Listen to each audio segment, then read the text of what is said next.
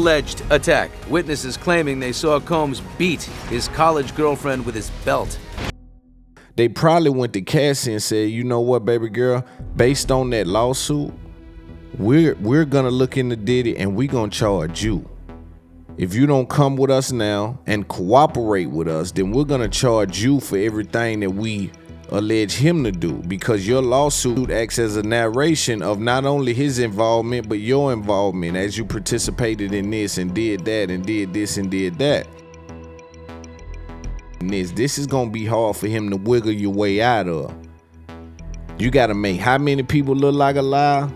Now, if it's one-on-one with one of you, my word against your word, go with the my word against your word. Now, I wrestle the my word against your word, but that's how a lot of us end up getting into them guilty pleas, because they'll come in and your lawyer say, yo, it's 4-5 of them out there. Again, you're not just dealing with the real shit, you're dealing with the rhetoric of it. So you deal with the real and the rhetoric, but you can't deal with them in the same way, because if you deal with the rhetoric like real shit, it lends credence to the rhetoric. Trump was arrested and charged in the Southern District of New York, and he was just on his trial. It was a 7-week trial in which Trump had to show up every single day. They said that the jury never even looked at him, now that I think about that. But following the 7-week trial on Thursday, they returned a verdict of guilty on all 34 charges. Donald Trump securing a new place in history, the first American president convicted of a crime.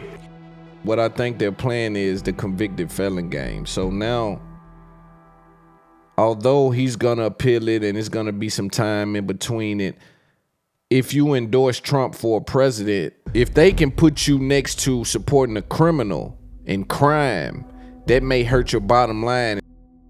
Man, I know he somewhat said, man, I done got too old for 35 felonies, man. Now wanna loon me to death. Salute, Loon. Yeah, exactly. It's my man, Loon. That's my man too. Both Loons. Old Loon, new Loon, both Loons. Okay.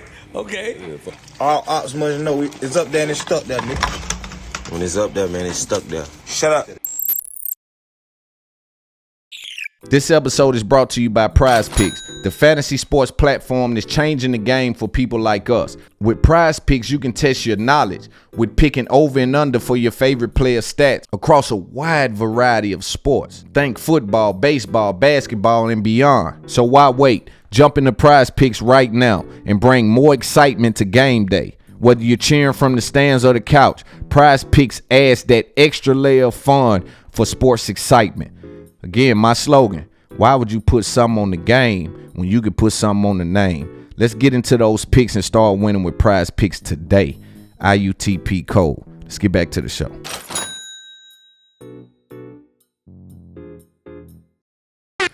Welcome to It's Up There Podcast. And welcome back to It's Up There Podcast. I go by Big Loon, active and attractive host. Again, I'd like to start off by thanking everyone for being here today.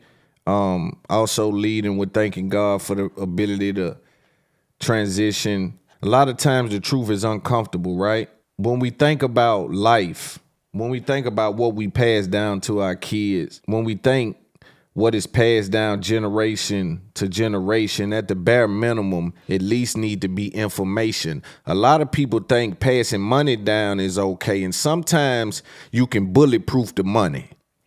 And so that's another thing that you have to do if you're someone that's operating in your family with a high income or a possibility to change things and bring wealth. As much as you can, you got to bulletproof the money.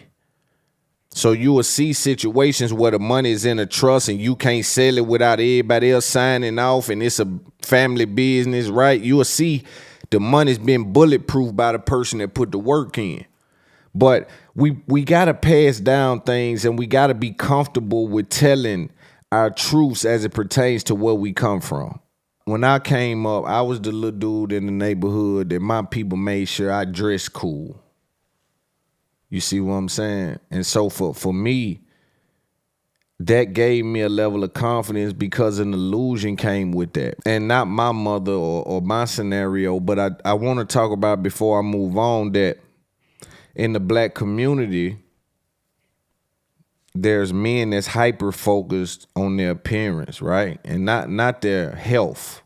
I'm saying the dressing side of it, because there's reward on side of being in tune and healthy, right? So that's not what I'm speaking about. But on the dressing side of things, there's men that's hyper focused on that. And I would argue somewhere down the road, maybe that was passed down by their mother based on tradition. Because you'll see a mother make sure her kids dress well before she'll really go and get her the car she need, or, you know, put some money up for the business, or what have you. You know, so they'll sacrifice for the fashion. I guess the thought is, when you're a child and you don't know no better, that they must have money. He got all the Jordans. And see, it's a disease, it's a curse. And so the ghetto has cursed us with being slaves to symbols. And so you will see people who will sacrifice their living standards for the name brand things. At some point, it's lack of information. Then at other points, it's like, all right, so you really wanna place your money in this spot over here. I was talking to my homeboy, man, because I've been watching a lot of trials lately. And I've been noticing that there's a common thread and theme, and oftentimes things that play out on the internet, when they get in the courtroom, even the G code goes out the window. You will be sitting in court facing one of these. Now, he go the same that was online saying this, that, and the third about me. What he gonna do when he see me? They done got off on us before, and the situation unfortunately ends with someone on his side falling victim of it. And these niggas will walk in court and testify on you.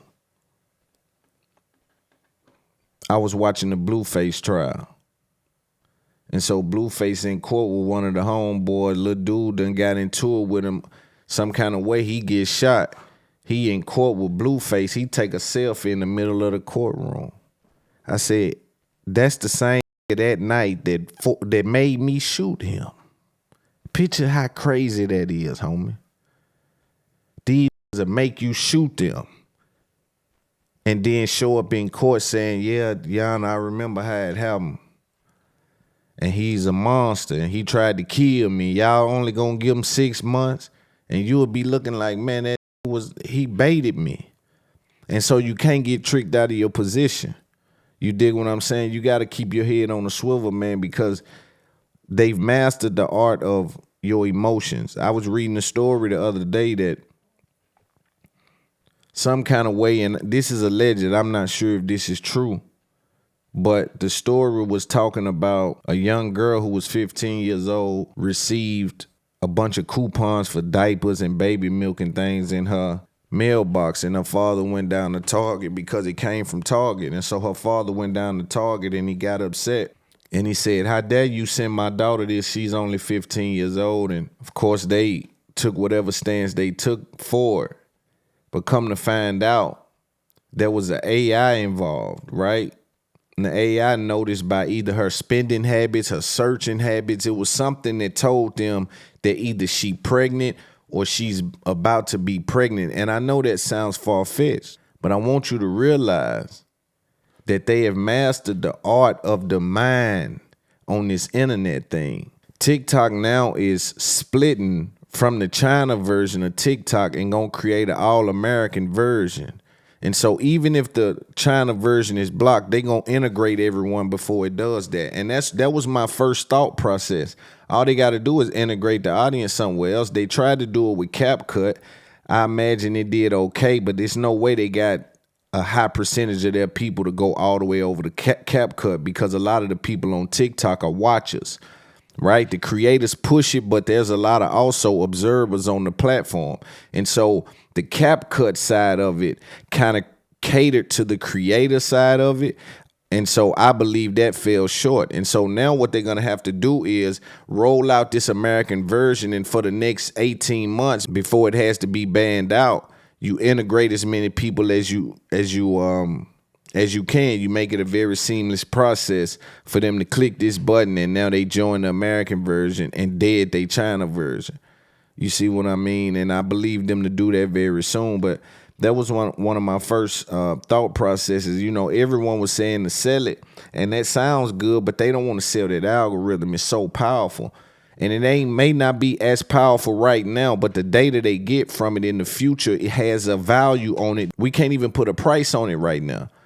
Like, our minds can't even wrap around how they're going to be able to analyze data with AI and tell you some of these things like what I just said about the alleged Target story, right? And so basically, man, you can't go in the trick bag about this internet.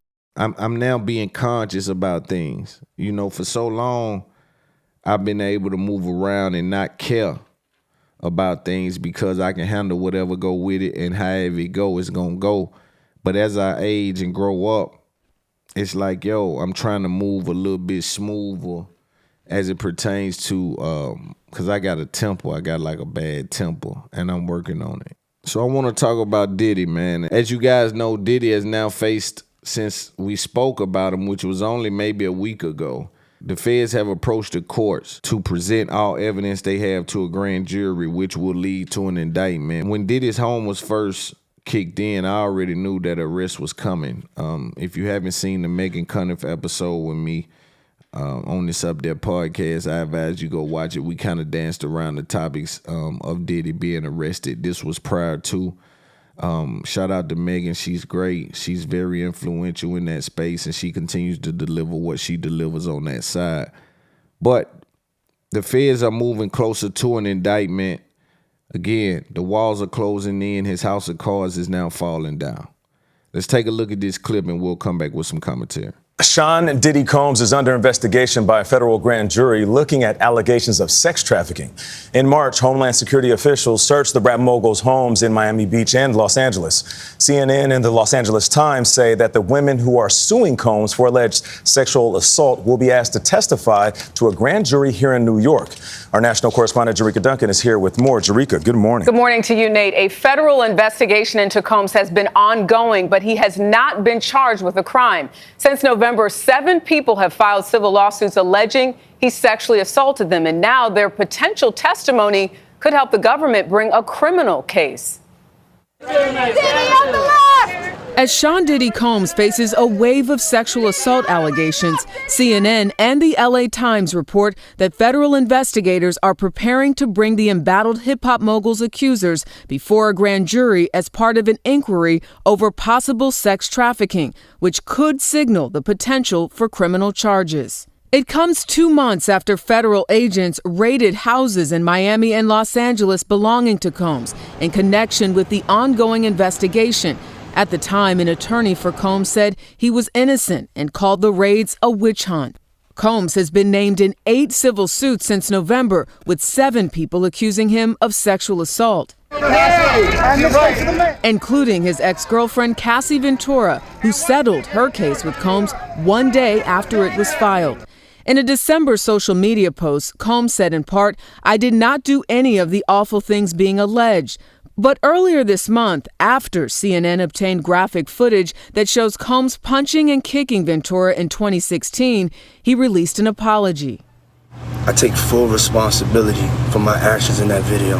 What we saw in that video totally eviscerated his credibility. Judy Saunders is an attorney who specializes in sex abuse and human trafficking cases. She said Combs' accusers likely have information that prosecutors will use to paint a bigger picture of his alleged behavior. These individual cases, they may help explain how it was that he was able to allegedly operate a wider network that included sexual crimes.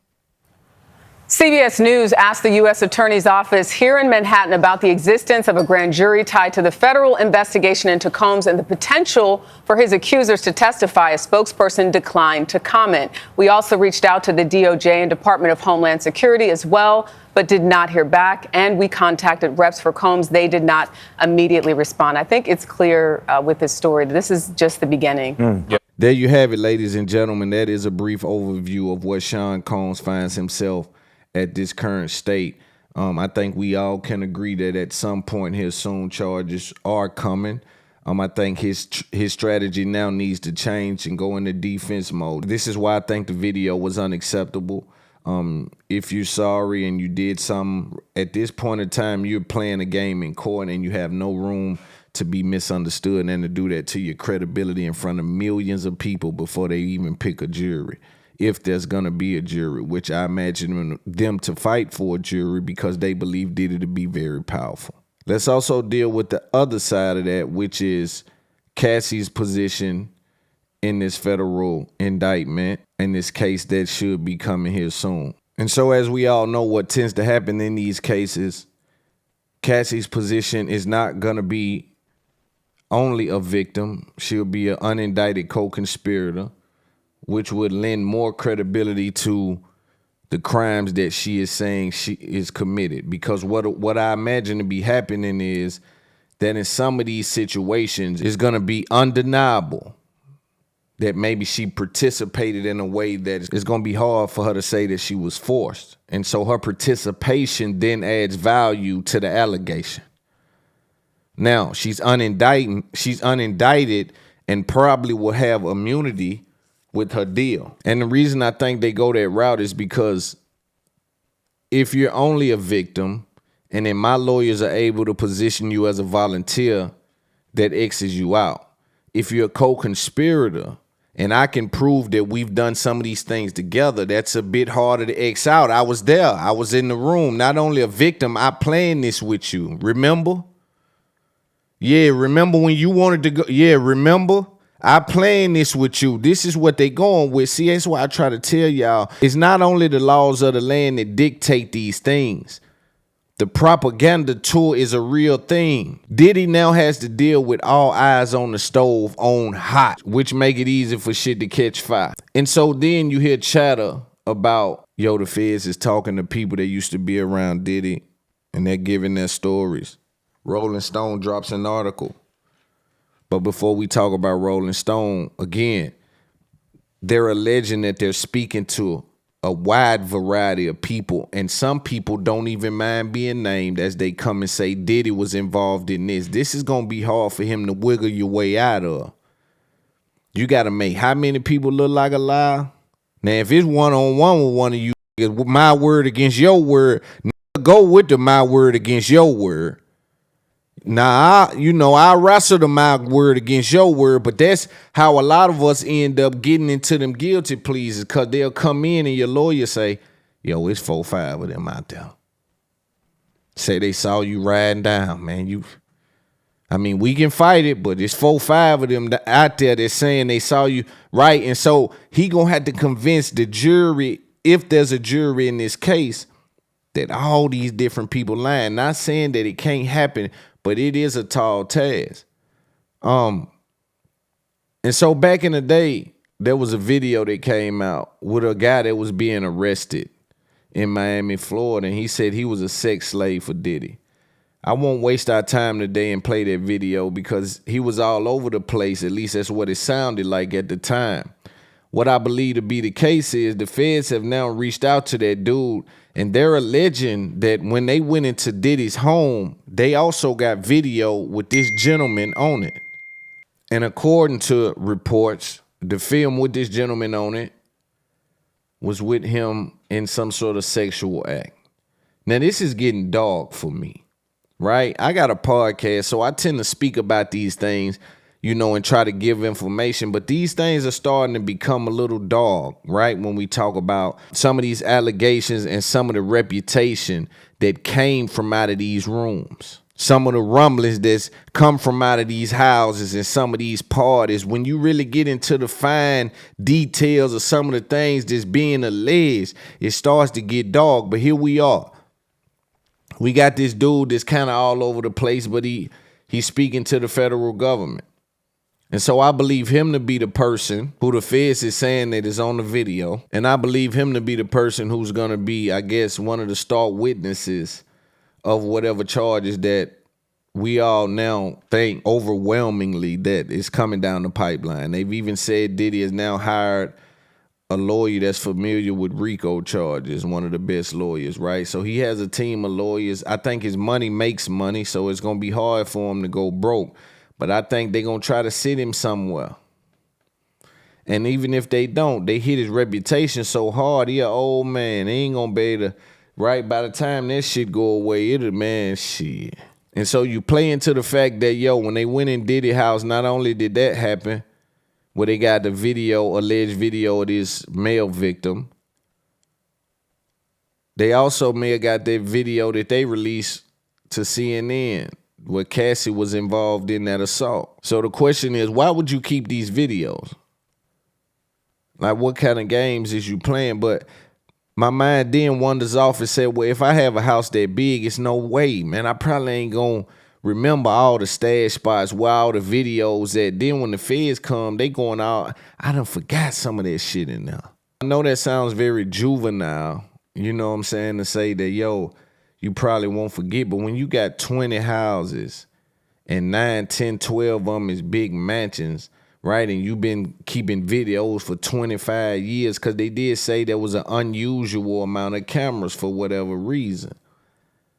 You know what I'm saying? And so if there's an unusual amount of cameras, then there's an unusual amount of footage. Where do you harbor that footage? You got to buy condos just for the footage. That's in the business name. You cannot have that footage at now one of these big houses, man, where your name is on. I'm talking about consensual footage. Because even now, here's the situation that Diddy finds himself in. So now even consensual sex on video becomes a problem from him. Not only does opportunity create overreaching, right? But what if someone that was in a good place at the time of that video with you is not in a good place now? How does that look when you have all these prior allegations? And so now even consensual sex on video becomes an issue if you did it. Fits of rage, a bloody beating, and death threats, and allegations of abuse that date back to his college years. These are the new accusations leveled in a bombshell Rolling Stone expose. The stunning details, the result of a 6-month investigation into the rap mogul's alleged dirty deeds and sordid history. What y'all wanna do? Wanna be ballers, shot callers, brawlers. The magazine conducted more than 50 interviews with Diddy's inner circle. Some insisted they would only talk off the record for fear of retribution. The report reveals sickening details of a previously unreported alleged attack. Witnesses claiming they saw Combs beat his college girlfriend with his belt. Another claim Diddy smashed a chair over a music executive's head, leaving him bloodied. They had been arguing over Diddy's on-again, off-again partner, Kim Porter, and Crystal McKinney, who recently filed this lawsuit against Diddy. She appeared on MTV, winning his reality competition. I won MTV and IMG's model mission for 1998. Congratulations, Crystal! She joined other alleged victims who told the magazine they were forced to perform sex acts on Diddy. One accuser says she was the victim of a gang rape. Cheyenne Roundtree and Nancy Dillon did that 6-month investigation. Nancy, what's the most alarming thing you learned? Well, I think there's a whole pattern here that's very alarming. One thing we were able to uncover was just how far back this alleged abuse goes. What contributed to this taking so long? If it was so blatant about Diddy, why are we only hearing about it 35 years after the pattern began? Well, I think it's important to understand that, Sean Combs has presented himself throughout his career and certainly to the public as this fun-loving, socialite, good time guy. And I think that sources have said that in itself was a lot to come up against to shatter that perception of him. Actually putting your name on the line, that takes a lot of courage. And, finally, Cassie had that courage.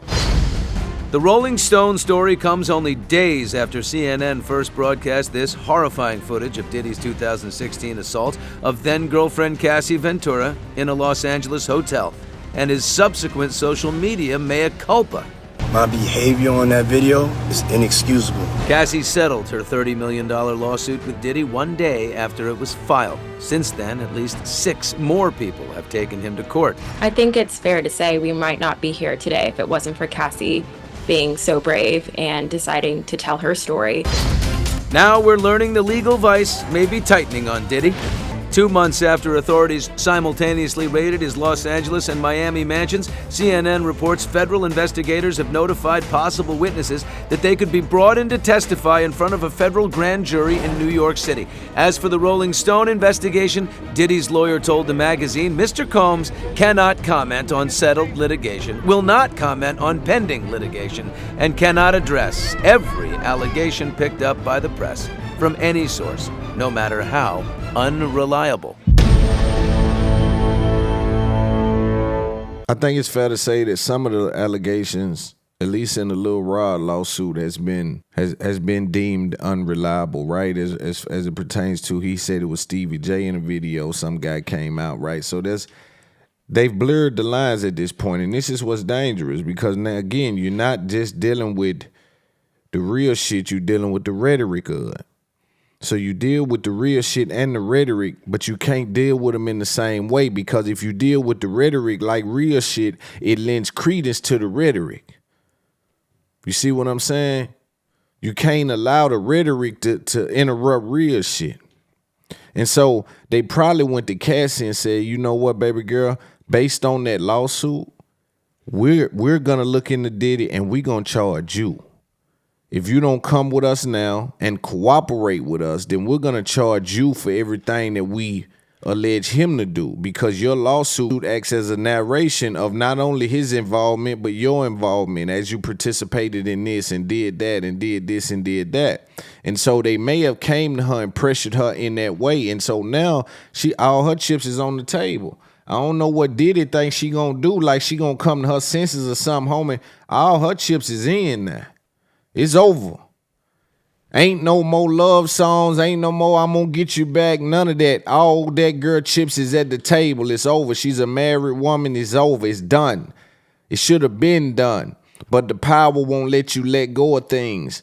You see? The power won't let you let go of things. Here's what I think happens next. As Rolling Stone dropped this article, they speak to the Biggie murder. And they have people who allege that Diddy may have been involved in some kind of way, if not involved, at least happy or proud that he now steps into the limelight because he had a thirst for that kind of attention. Let's pay attention to what Biggie Small's mother said in response to the Rolling Stone article, which in my opinion lends itself to her already knowing some information. Pay attention. B.I.G.'s mom, Valletta Wallace, has some strong words for Sean Diddy Combs amid his legal troubles. The late rapper's mom reacts in a new Rolling Stone interview to the mounting allegations against her son's former collaborator, who recently apologized for physically assaulting his ex-girlfriend Cassie following the release of security footage from 2016. Valletta tells Rolling Stone, "I'm sick to my stomach," adding, "I'm praying for Cassie, I'm praying for his mother. I don't want to believe the things that I've heard, but I've seen the hotel video. I pray that he apologizes to her." She adds, "I hope that I see Sean one day, and the only thing I want to do is slap the daylights out of him," adding, "And you can quote me on that, because I liked him. I didn't want to believe all the awful things, but I'm so ashamed and embarrassed." It comes amid mounting legal troubles for the Bad Boy Records mogul. Most recently, the 54-year-old was sued by April Lamprose, a woman who alleges Diddy sexually assaulted her on 4 occasions, according to the claim obtained by NBC News. In a statement obtained by NBC News shortly after the filing, Lamprose said, "I'm confident that justice will prevail and the veil will be removed so no other woman will have to endure what I did." E! News has reached out to Diddy's reps for comment on the accusations and has not yet heard back. In March, federal agents raided 2 of the mogul's homes, executing search warrants ordered by the Southern District of New York at his homes in Los Angeles and Miami. A source familiar with the investigation told NBC News at the time the inspection of the properties may be connected to a federal investigation related to allegations of sex trafficking, sexual assault, and the solicitation and distribution of illegal narcotics and firearms after 3 lawsuits were filed against the 54-year-old back in November. Diddy denied the accusations at the time connected to those lawsuits, with a spokesperson for the rapper telling E! News the claims involving alleged misconduct against Mr. Combs from over 30 years ago and filed at the last minute are all complete. So the Rolling Stone article spoke to as you heard, a bunch of different allegations. What I see happening next is there's going to be an immense pressure put on Diddy's kids, especially the ones that was birthed by Kim Porter. People that's approaching them with open arms and asking them to turn on their father. Tell the truth. Turn on your father. He did something to your mother, right? And I think that pressure can get very, very hard to deal with. I think this can become a very big task, a tall task for these young gentlemen. But I do see at some point that the light is turned on them and says, do you not love your mother and things like that, which I find it a horrible situation for them to be in, right? I don't know. I don't know how to cope with it. But the coach is not going to be friendly as it pertains to that. As you see, articles are coming out. Documentaries are coming out. No one's sanity is being considered at any point in time, and it won't be considered. And so for those of you that has a thirst for this game and a thirst for the fame and a thirst for the money and a thirst for the rap world, the thirst for entertainment, movies or what have you, I need you to know that once you get it, you can't just let it go. Once you get it, you can't just let it go. You got to consider everything it come with. Here we are looking at Diddy had money for 35 years. They trying to take him through the ringer. And if he did some of these alleged things, then he needs to be took through the ringer, because I have mothers, I have girls in my life, I have women that I care about, that I don't appreciate women being treated in their old kind of way. But the industry will teach you one or two things. Everyone is expendable. Because when we talk about Biggie,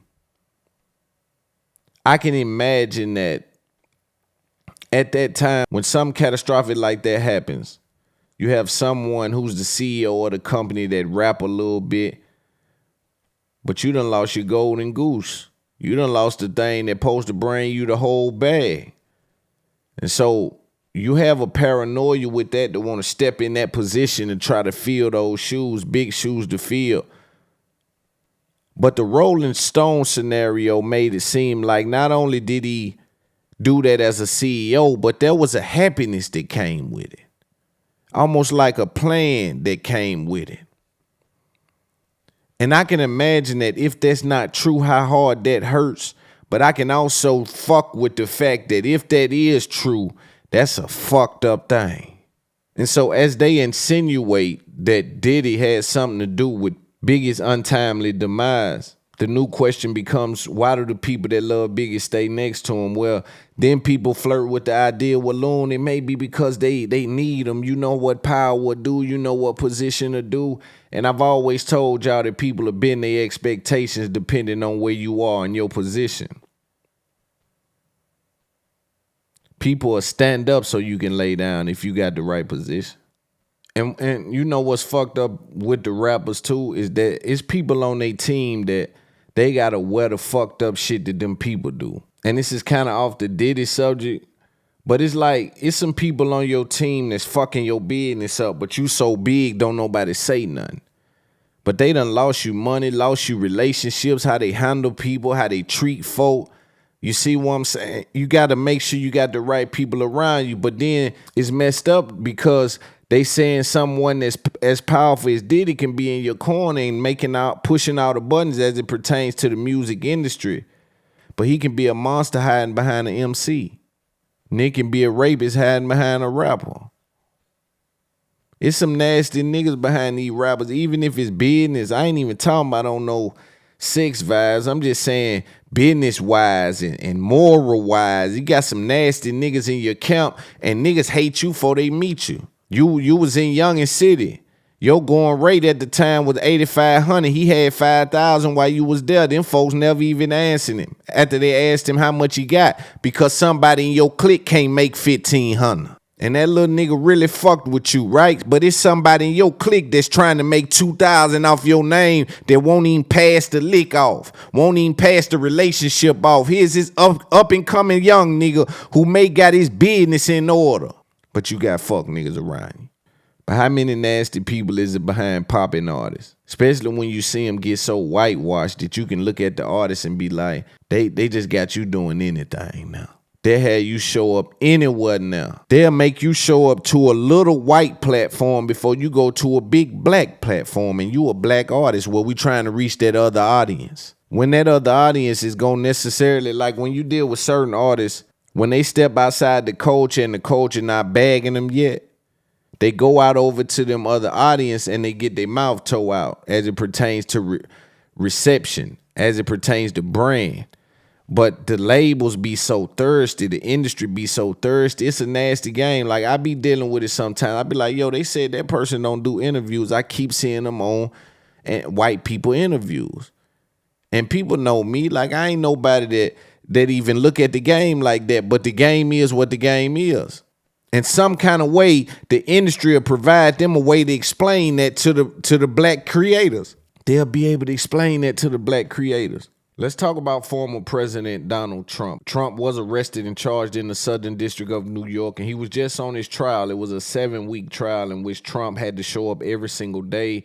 They said that the jury never even looked at him, now that I think about that. But following the 7-week trial on Thursday, they returned a verdict of guilty on all 34 charges. Let's take a look at a few of the press releases, media coverage on it. We'll come back with some game. This morning, Donald Trump securing a new place in history, the first American president convicted of a crime. A Manhattan jury finding Mr. Trump guilty of falsifying his business records to cover up a conspiracy to corrupt the 2016 election. I'm a very innocent man. Jurors deliberating for just 9.5 hours after hearing from more than 20 witnesses over 6 weeks of testimony. The 7 men and 5 women entering a silent courtroom packed with reporters but no cameras. Mr. Trump expressionless as the verdict was read swiftly, guilty 34 times. The former president craning his neck to see jurors as they were each asked to confirm their verdict, none appearing to make eye contact with him on their way out. Each of their identities kept anonymous for their own safety. The presumptive GOP nominee, who did not testify in his own defense, vowing to fight. The real verdict is going to be November 5th by the people, and they know what happened here. And overnight, those backing Mr. Trump voicing their support as he left a fundraiser. Never surrender! The outcome, a resounding victory for Manhattan prosecutors led by District Attorney Alvin Bragg, a Democrat who campaigned on holding Mr. Trump accountable, and the former president has repeatedly attacked as politically motivated. And while this defendant may be unlike any other in American history, we arrived at this trial and ultimately today at this verdict in the same manner as every other case that comes through the courtroom doors, by following the facts and the law. The trial, a byproduct of a years-long saga, a sordid tale beginning with an alleged one-night stand between the then reality TV star and a porn star, which Mr. Trump has vehemently denied, a story that bubbled up at an inopportune time in 2016, with Mr. Trump in damage control after the Access Hollywood tape leaked, scrambling, prosecutors said, to bury any stories that could have hurt his election chances. His former fixer, Michael Cohen, testifying he was directed to pay off Stormy Daniels, and then Mr. Trump approved a scheme to reimburse Cohen, covering their tracks through a phony paper trail. The documents speak for themselves. The former president now set for sentencing on July 11th, facing the possibility of up to 4 years in prison to just probation, just 4 days before he's expected to officially accept the GOP nomination. Now, many have questioned the practical upshot of this conviction, but there's nothing in the Constitution that prevents Mr. Trump from running for office or even being reelected again. You know, I wonder globally what that looks like from a global perspective. How do they view us charging a former president? Do they think that's justice, or do they think that it's a clown show over here? I'm not sure. I don't know if that strengthens us from a global perspective, but I do want to say this. You have 34 counts here that they're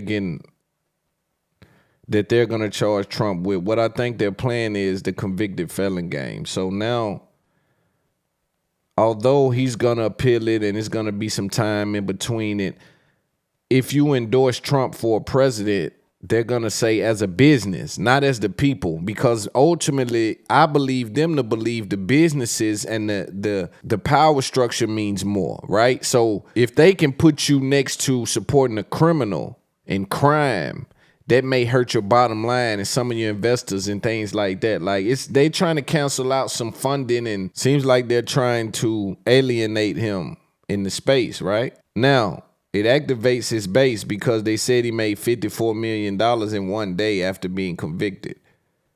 The donations came in $54 million in 24 hours.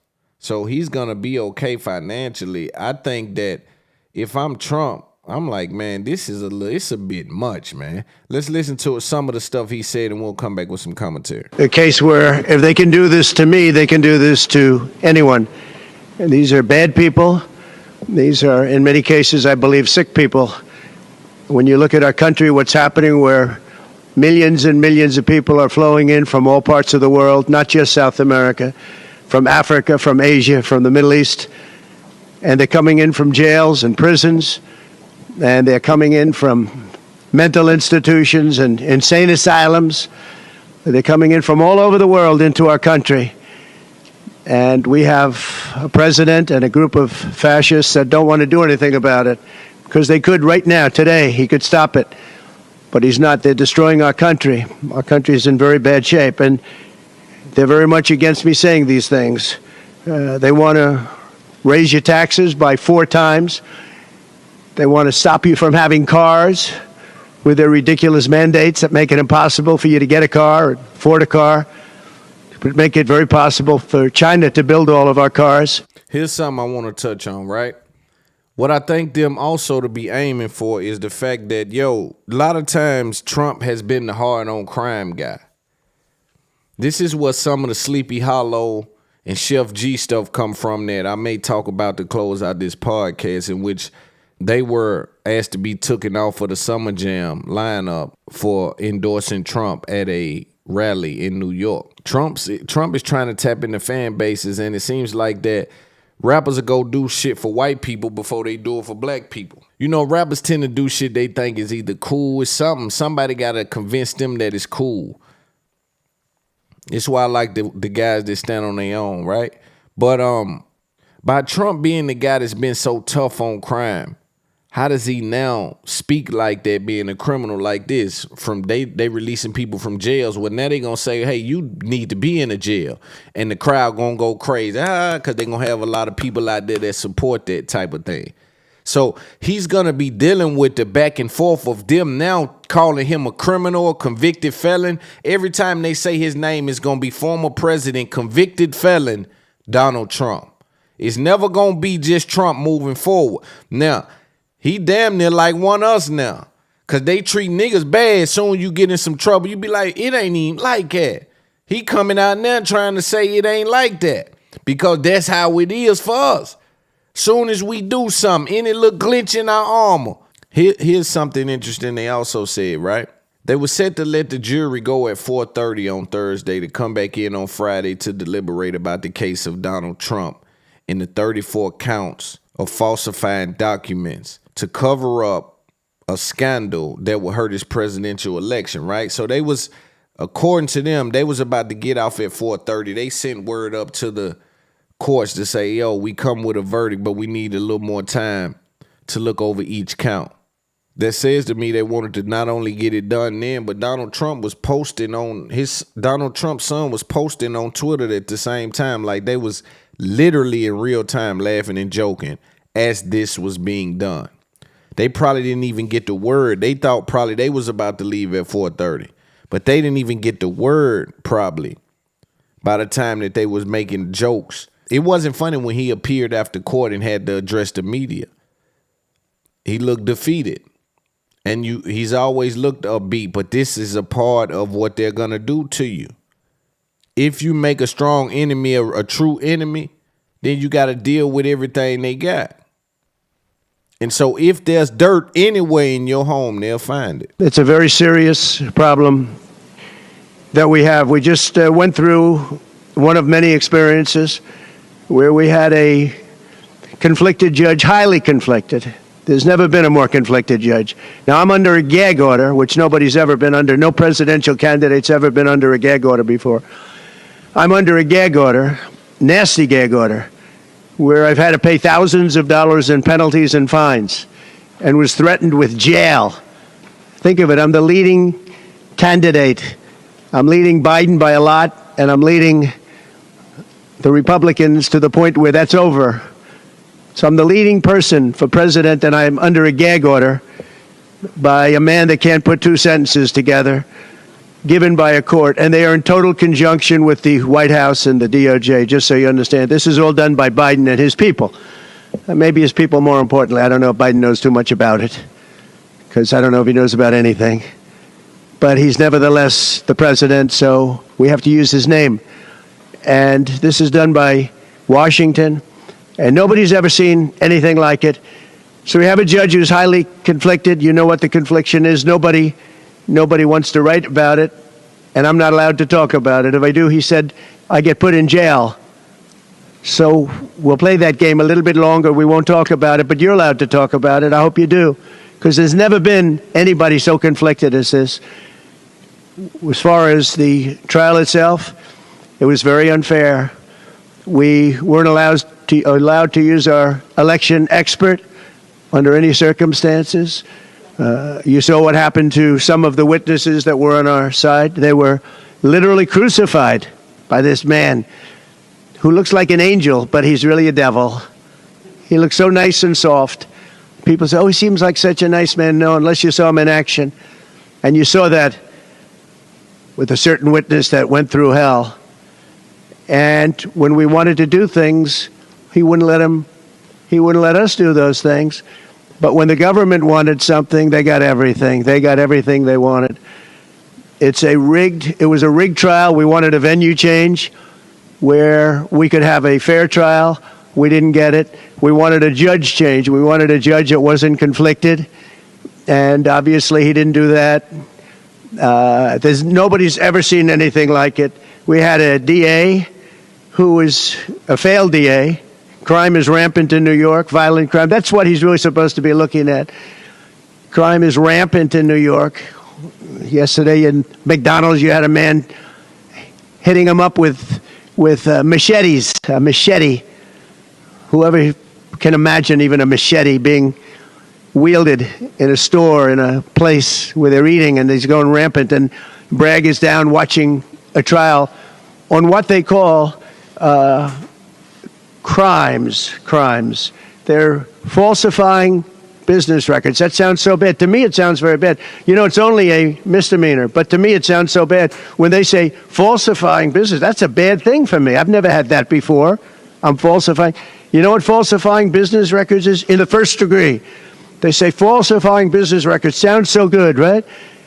It means that legal expense, I paid a lawyer, totally legal. I paid a lawyer a legal expense. And a bookkeeper, without any knowledge from me, correctly marked it down in the books. A very professional woman, highly respected, she testified. Marked it down in the books as a legal expense. So a legal expense, paid a lawyer, is a legal expense in the books. It's not sheetrock, construction, or any other thing. It's a legal expense. Think of that. This is what the falsification of business records were. And I said, what else are you going to call it? What else are you going to call it? Now, I would have testified. I wanted to testify. The theory is you never testify, because as soon as you testify, anybody, if it were George Washington, don't testify, because they'll get you on something that you said slightly wrong, and then they sue you for perjury. But I didn't care about that. I wanted to. But the judge allowed them to go into everything that I was ever involved in, not this case, everything that I was ever involved in, which is a first. In other words, you could go into every single thing that I ever did. Was he a bad boy here? Was he a bad boy there? And my lawyer said, what do you need to go through? And all you wanted to do is testify simply on this case. Because I would have loved to have testified. To this day, I would have liked to have testified. But you would have said something out of whack, like it was a beautiful sunny day and it was actually raining out. And I very much appreciate the big crowd of people outside. That's incredible what's happening. The level of support has been incredible. So the whole thing is legal expense was marked down as legal expense. Think of it. This is the crime that I committed, that I'm supposed to go to jail for 187 years for. When you have violent crime all over this city at levels that nobody's ever seen before, where you have businesses leaving, and businesses are leaving because of this, because heads of businesses say, man, we don't want to get involved with that. I could go through the books of any business person in this city, and I could find things that in theory, I guess, let's indict him, let's destroy his life. But I'm out there, and I don't mind being out there because I'm doing something for this country, and I'm doing something for our Constitution. It's very important, far beyond me. And this can't be allowed to happen to other presidents. It should never be allowed to happen in the future. But this is far beyond me. This is bigger than Trump. This is bigger than me. This is bigger than my presidency. And the people understand it because I just see a poll just came out, the Daily Mail. That was the first one, came out, was done last night right after the verdict, where I'm up 6 points. 6 points from what we already were. We were leading fairly substantially. We're up 6 points in the Daily Mail poll. Now, maybe other polls come out and it says something differently, but a lot of people have predicted it because the public understands, and they understand what's going on. This is a scam. There's a rigged trial. It shouldn't have been in that venue. We shouldn't have had that judge. He should have allowed us to have an election expert. We had the best expert, most respected expert, head of the Federal Elections Commission. He was all set to testify. He was waiting for 2 days. There's a lot of gravity attached to this. I know Trump is trying to wear it well and spin it, but if you ask me, if I'm Trump, I'm mad in the motherfucker, dude. Now, I done sit here and ran for president and fuck my life up. You don't wait till you got to 70 years old and you got 35 felonies now. Trump worse than the OG nigga in the neighborhood. You see what I'm saying? You got, man, I know he somewhere said, man, I done got too old for 35 felonies, man. That nigga 70 years old, man. In my first charge, they hit me with 35 felonies, and they got 2 other indictments coming after my motherfucking ass about running for president. I know he trying, man, I'll leave this alone, y'all. Damn, it done got serious. Shit done got serious. Man, shit done got serious, man. At least it's going to draw some attention to just the impacted people. That's the thing, because now the conversation going to be about felons and what they can do and what they can't do, because I guarantee you they're going to tie these companies in it. These companies that maybe let Trump speak. You let Trump come up there, you let Trump do this, they're going to say, man, he a criminal. They're not going to categorize it like it's something to do with some spending some money. If you're a felon, you're a felon. If you're a criminal, you're a criminal. I don't know. If they put him in jail, that's going to be wild. If they put Donald Trump in jail for that, that's going to be wild. And I don't think he bigger than the program. I do think, though, if they keep fucking with him, it'll break some shit. You know what I'm saying? It'll break some shit. Now, you keep fucking with him, it's going to break something. But you hear him even say, we'll play this game for a little while longer, because they playing this game where he can't really say exactly what he want to say. Now, you'll have some media that'll frame that and say, yo, well, he has a gag order, but he can talk. He's talking. But there is a gag order on certain specific things that he can't, because they do believe he has the ability to sway the public. A man set themselves on fire outside of his courthouse, dog. Set himself on fire and later died. So basically a dude came out there to bring attention to Trump stuff and set himself on fire and transitioned. So this is not a small thing. Let's touch on the Sheff G and Sleepy Hollow thing. And I'm not giving him a pass. I'm disgusted. Hit them both with the button. As far as I'm concerned, I hit everybody at the station. Let's pull them off Summer Jam. I just want y'all to know that is me, Karen Rosenberg. I don't want him on Summer Jam. Rosenberg. But so, like that, make America great again. He could barely hold himself together from laughing. Yeah, he was laughing. What kind of endorsement is that, bro? Well, that's the other part of the congrats. It's Right. also the people who don't understand the appeal of what Donald Trump's grift is. Remember, the Democrats are the smartest people in the room. They're the know-it-alls. They're too good. They won't associate with. Trump will associate with anybody from any walk of life. And by the way, and by associate, I mean bring you out so that he can use you as a prop to get votes. So as you see on the screen, you see Sheff G. I'm one of these young men that responded to Hot 97's Peter Rosenberg and Ebro as they take a stance against who they choose to endorse as it pertains to the presidential election. I believe that to be nasty work because everyone rocks with someone that someone don't rock with. And I'm not sure if this was a real endorsement. People are trying to use people the way that we've been used, right? So people look at Trump sometime and they go out there and they do this and that. Hopefully they can try to get next to him, get a contact, maybe put in a favor if he becomes president. Maybe they're thinking wishful thinking. I don't agree with the endorsement, but I can't shame someone for who they want to vote for. Something in my soul tells me that this may be a play for some sort of promotion. I could be wrong, but I can't understand why that they would take such a bold turn. Basically to tell these young men that who they endorse is an issue. Again, I'm not the biggest Trump fan. I don't vote for Trump. I don't vote for Biden. I don't know who we voting for this year.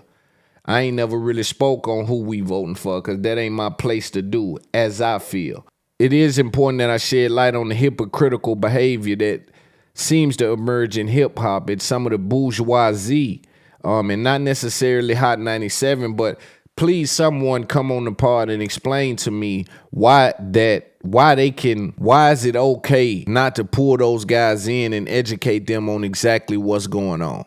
Why not pull those guys in, pull them closer? Hey man, now don't let them use you like that. Did y'all get paid? Let me show you how to get paid.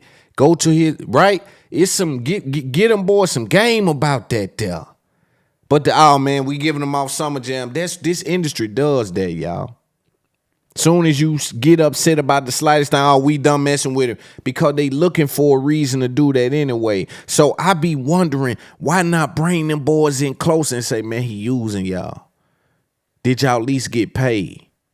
If y'all didn't get paid, and even if y'all did get paid, let me explain to you what this does, not only to your brand in the long run, but let me explain to you what it does for the young 13, 14, 15, 16, 17-year-old that's looking at Trump and his rhetoric, or the 22-year-old that's following your music and may vote for him. Let me show you some of the policies. Let's put everybody in the room and do a round table. That's why I got to make myself available from coast to coast. Because this is news you can use. And we can really have conversations. I ain't the smartest one in the room, but I'm one of the sharpest ones in the room. I always tell y'all, I ain't smart, I'm sharp.